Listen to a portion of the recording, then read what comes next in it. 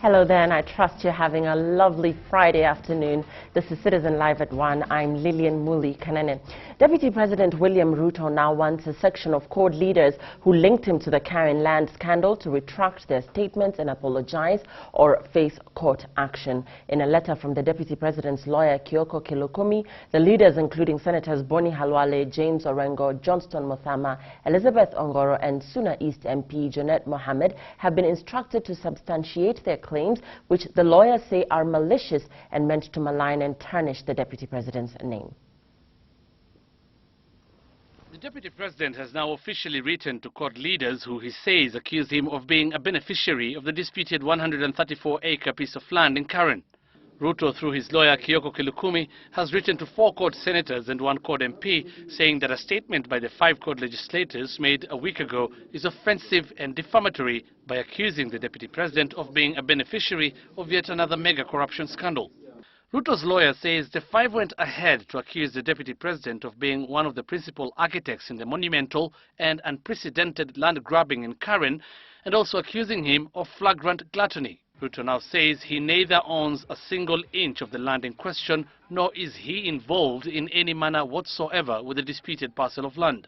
The Deputy President wants Senators Orengo, Halwale, Mudhama, Ongoro and Suna East MP Junet Mohammed to retract and correct their statements and apologize within 7 days, failure to which he will take legal action against them. The Deputy President says he has been greatly injured in his credit, status and reputation, and further exposed to hatred, ridicule, contempt, humiliation and agony. The 134-acre piece of land in Karen is now the subject of investigations by the Ethics and Anti-Corruption Commission. Hussein Mohammed, Citizen Live at 1. Senate says it will continue to fight for and defend devolution despite what senators said are many challenges. Speaker Ekwe Othuro is blaming the judiciary of allegedly being an impediment to the Senate's enforcement of accountability in the counties. We're now joined live on phone by Francis Gashuri, who is in Mombasa, where the senators are on a retreat. Francis. Hello, Gashuri.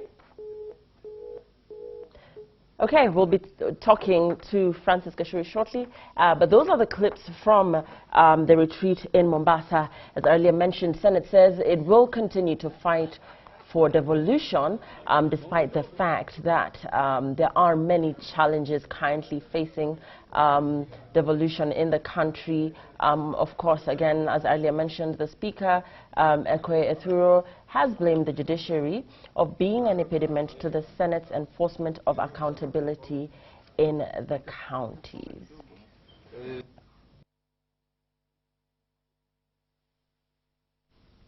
Residents of Lomot village in central Pokot district have condemned what they allege to be a case of extrajudicial killing by the police following the shooting to death of a 16-year-old teenager along the Kapenguria-Lodwar Road on Wednesday. Tobias Bell with the details. The boy was allegedly shot dead by officers of a flying squad operation unit combing the area for illegal firearms. According to the police, the teen was suspected to be having a gun, an allegation the residents have refuted. The Beta residents questioned why the police decided to shoot the teen instead of arresting him if indeed he was in possession of a firearm. Anatoka huko na kupeleka mali yake wapi mbele huko atafute nini vile wanalisha. Sasa maajabu ya Musa vile serikali alikuja kuua yeye. Vile mimi nimeona uchungu, hajaipa mali ya mtu, alikuwa anachunga nini mali yake. Residents led by the former Sigor Member of Parliament Christopher Lamada condemned the incident, insisting the police had in shooting dead the teenager. Mtu ambaye aliwawa leo hapa ni karibu na roadblock ya police. Ni ajabu kwamba mtu anawawa mahali kuna serikali wengine. Ikiwa wale watu walitumwa kuja kuchunga security ya wananchi, wanaua namna hii kinyama. Sasa tutategemea nani, tutakwenda kwa nani? The death of the teenager comes barely a week after 2 people died and 7 others injured in a gun attack along the Kainuk-Takwel junction, one of the insecurity incidents that prompted the deployment of police in the area. Tobias Bele for Citizen Live at 1. And just to recap a story that we had brought your way on the fact that Senate says it will continue to fight for devolution despite the fact that it is facing many challenges. Speaker Ekwe Ethuro is blaming the judiciary of allegedly being an impediment to the Senate's enforcement of accountability in the counties. And Francis Gashuri is now live from Mombasa, where senators are on a retreat. Francis Gashuri, senators saying they will fight for devolution. What exactly have been their sentiments on this issue? Thank you very much, and a good afternoon to you, Lillian. Indeed, the Senate leadership is meeting in Mombasa at the Serena Beach Hotel to take stock of the Senate's performance in the last 1 year. And the meeting is attended by the Speaker of the Senate, Ekwe Ethuro, his Deputy Kembi Gitura, the Clerk of the Assembly of the Senate Assembly, Jeremiah Nyegenye, as well as chairpersons and vice chairpersons of all departmental committees in the Senate. And basically, their issues are that the Senate is being belittled in the process of its operations, and they are citing a number of impediments. One of them, they're saying, is the judiciary, citing the situations that have elicited friction between the Senate and the judiciary, particularly on the question of impeachment of governors, as well as accountability questions that the Senate has been raising on the use of public resources that have been devolved to the 47 county governments. And so the Senate's position is that each body or each constitutional body should stick to its lane. That is, the Senate should be allowed to do its work, the judiciary should be allowed to do its work, and so on and so forth. So basically, it's a session meant to brainstorm on the performance of the Senate and some of the issues that the senators have encountered in the last 1 year or so since the Assembly was elected. Lillian. Francis Gashuri, of course, an issue that has been of concern is the fact that governors have been seen to be having issues with senators. Any word on whether this will be addressed and just, you know, the way forward in ensuring that they work well together? We know that there have been recent impeachments which the Senate has felt has been random and has been seen to undermine it to some extent. What are your thoughts on that, and are we expected to hear them just deliberate on this issue? In fact, Lillian, the matter has come up this morning, and of course, governors have been accusing the senators of being overbearing, and even as they ask questions on the use of devolved funds, the governors have been asking the senators to be reasonable in their demands, and if the county executive officers who are engaged in the day-to-day running of the counties are sent to answer questions on behalf of the county government, then the senators should allow them to. But the senators, on the other hand, are insisting that the governors are the accounting officers in their counties. And so any questions that have been raised on matters of accountability in the counties can only be responded to effectively by the governors. And so, in fact, to quote Ekwe Ethuro, the Speaker of the Senate, he's saying that accountability is not negotiable and that corruption is not one of the devolved functions. So they're saying they will continue asking questions on the use of devolved funds, even if the judiciary will grant a reprieve to the governors who have been identified or whose counties are said to have mismanaged the devolved funds.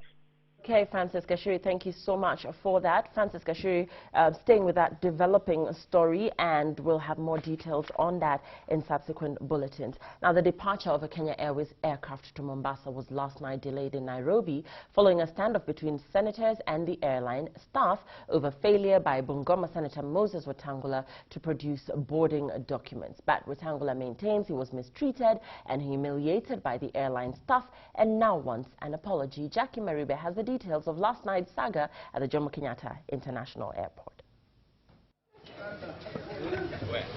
The Senate leadership retreat in Mombasa today informed this travel last night, with some members of the bicameral parliament booked on flights to Mombasa Thursday. But a standoff loomed. The bone of contention, boarding documents. Bungoma Senator Moses Wetangula was asked to produce his national ID card, but insisted he forgot to pick it from his driver, who had since proceeded to Mombasa by road. He boarded the flight alongside other members of parliament and passengers. But that flight, KQ 622, would not be leaving anytime soon as far as the airline ground team was concerned, not until the senator complied to the procedure for travel. And so for 3 hours, the flight that should have taken off at 8:40 would have all its passengers ejected over this standoff as members of parliament stood in solidarity with Wetangula as he was being ejected. Wetangula insists he was humiliated and mistreated by the KQ staff. As a former foreign minister of this country, I, more than anybody else, helped Kenya Airways to grow to more than 10 new destinations. I fly Kenya Airways where even better airlines with better services go. I hold a platinum card which I showed them as an identity. I showed them 5 credit cards from different banks. I showed them my parliamentary Eoniminate health cover card. They wouldn't take it. The pilot of the airline stepped in. They wouldn't take it. So I don't know if they're profiling leadership for embarrassment and harassment, because I understand they've done this to a few other members of parliament with catchphrases like, we want to teach leaders a lesson. The duty of a service provider is not to teach people lessons.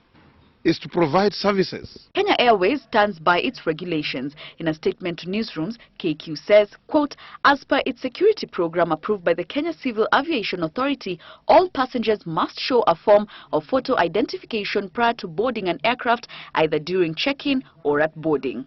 Wetangula, however, reads malice in the entire incident. I'm going to write to the airlines to protest in the strongest terms possible, demand not only an explanation, but an apology, failing which I reserve the right to take an appropriate action to protect my rights as a citizen, my rights as a leader, my rights as a traveler. Jackie Maribe, Citizen Live at 1. Wiper Democratic Party is currently holding a parliamentary group meeting to try and address issues within the party. The meeting, being chaired by the party leader Kalonzo Musyoka, seeks to deal with rebel members of the party and also reconcile warring groups, especially the Makueni County leadership. Our political reporter Kendago Obadia now joins us on phone from the party headquarters in Lavington. Hello, Kendago.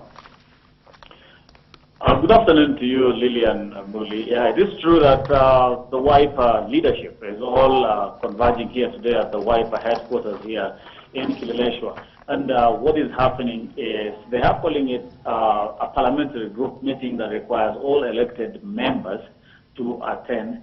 But so far we've seen the members of parliament, who are very good turnout. All Wiper members of parliament are here. Senators are also here, save for Johnson Mulama, who is attending a certain meeting in Mombasa. He sent his apologies. But Party Leader Kalonzo Musyoka, we also have the chairman of the party right here with us. Also, we have Senator from Makueni County, which of course is the subject matter. Mutula Kilonzo Jr. is here also to shed light on what is happening in Makueni County. We have not seen any governor present here because apparently they are looking for members of parliament, both the Senate and the National Assembly, to be able to look into these issues and see how they can resolve without necessarily having the governors here who are in contest. What is happening, what they're trying to address here, apart from the wrangles within the party and people claiming that the party leadership is losing grip of its members, they are also looking at the conflict that are pitting their counties, especially the Machakos County, and the latest being now Makueni County, where we know that that county is not moving because there is a conflict between the county assembly members and the governor Kivuda Kibwana. They are not looking at Kibwana as a person because Kibwana is not a member of Wiper Party, but then they're looking at the county assembly, and that being Wiper dominating the county is making the party look bad if they are not able to resolve this issue. So far they are holed up in a closed door meeting, trying to iron out all these things, and eventually they will be able to share with us what they've been able to achieve in this meeting, Lillian. Okay, Kendago Obadia, thank you so much for that update. And let's move on now. And President Uhuru Kenyatta has mourned the death of former Moyale Member of Parliament Guyo Halake, a key figure in peace efforts to end conflict in northern Kenya. In his condolence message, President Kenyatta said the late Halake's death is not only a big blow to his family, but also the people of Moyale, who he served with commitment and dedication, first as a member of parliament and later as a promoter of peace in the region. The late Halake was shot dead at his home in Butie village in Moyale on Wednesday night. The killing has also been condemned by leaders from Marsabit County, who called on the police to bring the killers to book. Call upon the government to move with speed and bring this matter to a close so that the community will still have confidence and belief that the government machinery of maintaining law and order, saving property and lives is alive and true.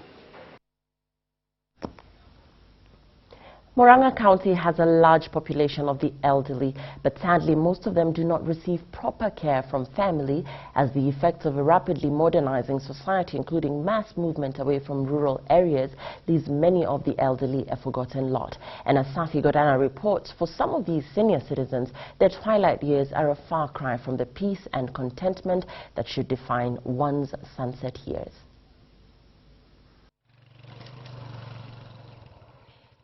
Traditionally in Kenya and in many other African societies, elders were valued and held a special place in the society, where in most cases they were called upon to advise and to solve conflicts. But with rapid modernization and rural to urban migration, the situation is manifestly different, with the elderly in most rural settings left to struggle in solitude. The cases of 80-year-old Catherine Waithera and 89-year-old John Gishaga from Kambirwa village in Kiharu, Murang'a County paint a grim picture of elders left to fend for themselves at a time in their lives when they could do with a helping hand from the society. I'm a widow and childless at the moment. Though I remarried when I went to Nairobi, she later left me for another man. Today I depend on well wishers for help.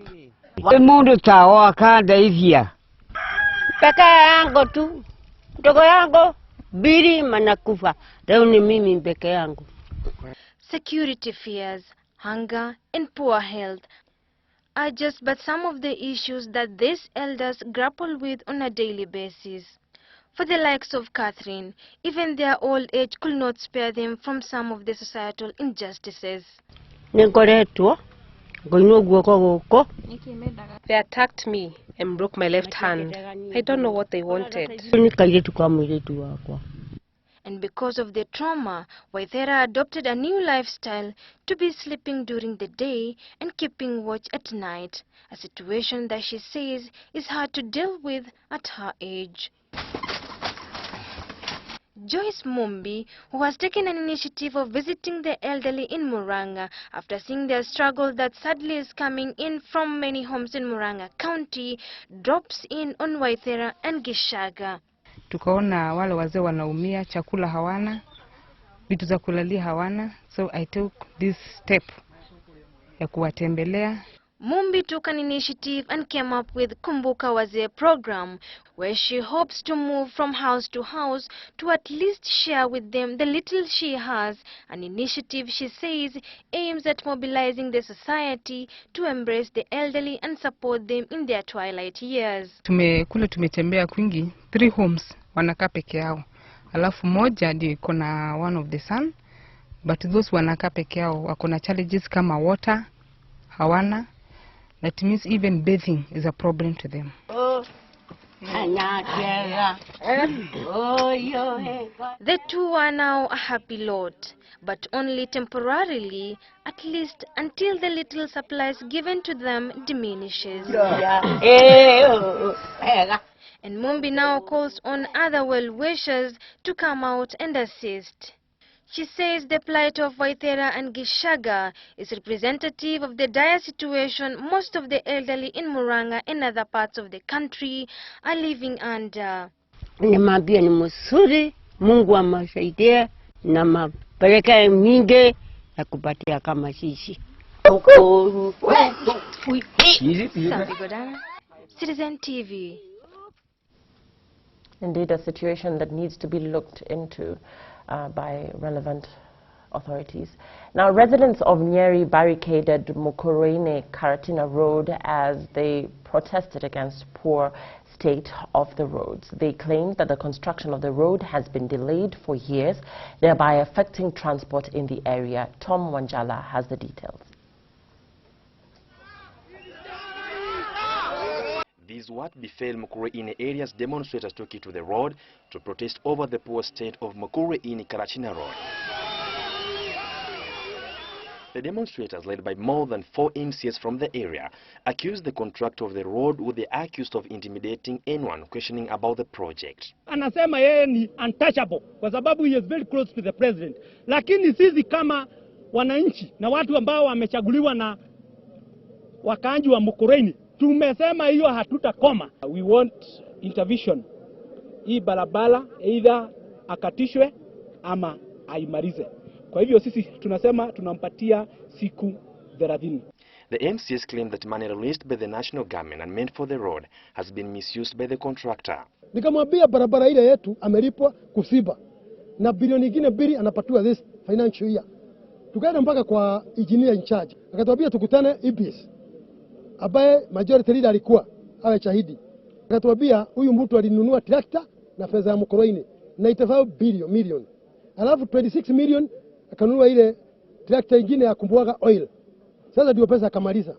The road has been dangerous for motorists since guardrails marking places where there are rivers and other dangerous places were removed, and now motorists want the government to intervene and solve the problem for once and for all. For Citizen Live at 1, I'm Tom Wanjala. Residents of Sidindi Ward in Siaya County have called on security agencies in the area to address rising cases of cattle rustling. Led by their representative Joseph Agoko, the locals faulted police in the area for failing to respond effectively to distress calls. Sam Gituku has more. Sidindi Ward, Ugunja Sub-County of Siaya County. Residents say business in the area has been disrupted for fear of attacks and increasing cases of cattle rustling. On a daily basis, we are losing animals between 5, 10, at times it goes very high. I've been complaining about this for quite a bit of time, and as of now, I want to say it is quite unacceptable. In the latest incident, local youths confronted attackers who had stolen 10 cows and engaged them in a fierce fight before recovering the animals. Na sisi raia tumejitokeza sasa leo kutafuta hawa. Lakini serikali imesaidia, isipokuwa polisi ndio sisi hatuna. Kwa maana tukienda kwao watoki kwa nyumba. The locals now want the security agencies to deploy more officers to tame rising insecurity in the area. Na mahindi mbichi tukapeleka huko kwa maskari wakawacha. Tukaikamata kijana mwingine na sukari na mkati kwa duka. Tukapeleka kwa maskari wakamwacha. Tukamkamata kijana mwingine kutoka huko Western saa 5 usiku, tukapeleka kwa maskari wakamwacha. Sasa nimeshindwa, mtu akipatikana na vitu vya wizi tunapeleka wapi? Wananchi vile wana complain, wanasema wakipata watachukua sheria. Mimi naweza kuambia wasichukue sheria kwa mkono. Najua serikali itafanya juhudi ili ilete maofisa ambao wako chap. Sababu wananchi wanataka wakipiga simu vile sasa chief ana respond na polisi pia wana respond. Sam Gituku, Citizen Live at 1. Confusion has gripped Serengonic forest evictees after it emerged that they could, after all, not benefit from a planned compensation scheme. The evictees claim the list of beneficiaries has been altered, locking out hundreds of them.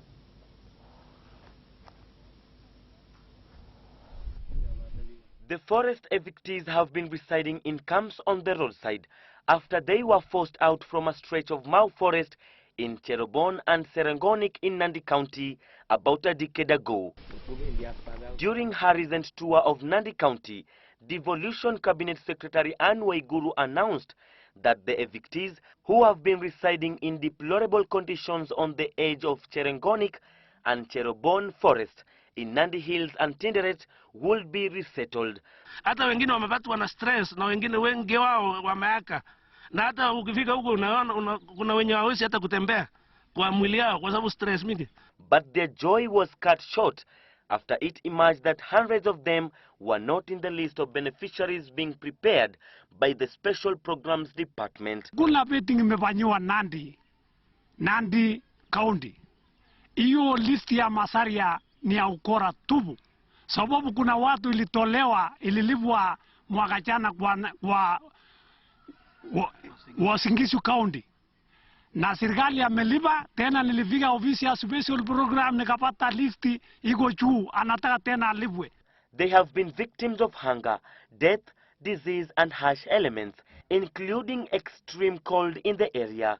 The evictees have told stories of being forced to bury their kin in forest due to lack of burial grounds. Nataka akiandikwa askari 40 tupewe askari 10 ya jamii yake, sababu watu wae kukula matunda ya Kenya hii. They called upon county government and county commissioner to aid them in revealing the correct list so as to restore hope among the evictees. Mbaruk Molimu for Citizen Live at 1. And the UN Secretary General Ban Ki-moon and the World Bank President Jin Yong Kim will be in the country next week as Kenya hosts the first Africa Sustainable Transport Forum, a conference that brings together ministers from the continent responsible for transport and their counterparts responsible for the environment. Kenya will next week host the first African Sustainable Transport Forum in collaboration with UNEP, UN Habitat, the World Bank and the SSATP program of the World Bank. The event will bring together infrastructure and environmental experts and representatives from 42 African nations with 32 ministers in attendance. Top on the agenda will be the formulation of policies and fundraising for sustainable transport systems.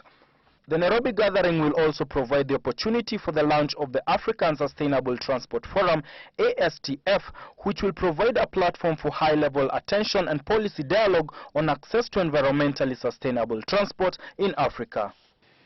We envision to come up with a framework for developing transport infrastructure across Africa that promotes regional economic integration, I underline that, intra-Africa trade and investment, and which will ultimately deliver important shared prosperity for all and sustainable peace and security. The forum seeks integrate transport systems in the continent. Martin Munene, Citizen Live at 1. And let's just take a little breather now. We'll be right back.